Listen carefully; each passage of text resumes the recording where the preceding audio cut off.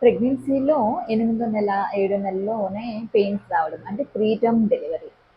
Hi, I am doctor Emma, obstetrician gynaecologist from Visakhapatnam.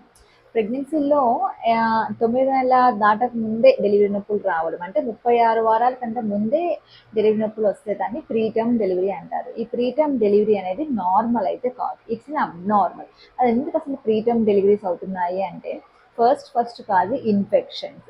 Me యూరిన్లో infection ఉన్నా లేకపోతే వెజైనాలో infection ఉన్నా ఇవి గర్భసంచిని ఇరిటేట్ చేసి కాంట్రాక్షన్స్ని స్టార్ట్ చేస్తాయి అన్నమాట.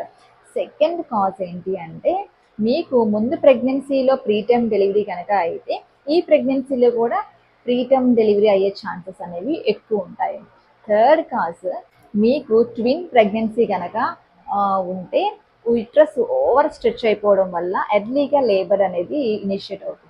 ఫోర్త్ కాజ్ ఇన్కాంపిటెంట్ సర్విక్స్ అంటే సర్విక్స్ లూజ్గా ఉండడం. ఇలాంటి కండిషన్లో ఎటువంటి పెయిన్స్ ఏమీ లేకుండా ఆ సర్విక్స్ ఓపెన్ అయిపోయి ప్రీటర్మ్ డెలివరీ అనేది అవుతుంది అనమాట.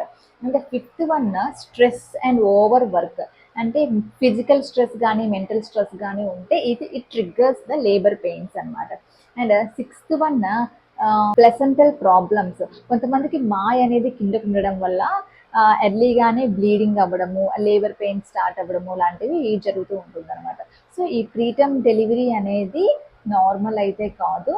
మీకు ఈ warning signs of preterm labour ఏంటి అంటే పొత్తు కడుపులో సివియర్గా నొప్పి రావడము, అలా బ్యాక్ రేడియేట్ అవ్వడము, దాంతోపాటు బ్లీడింగ్ అవ్వడము, ఉమ్మనీళ్ళు పోవడం.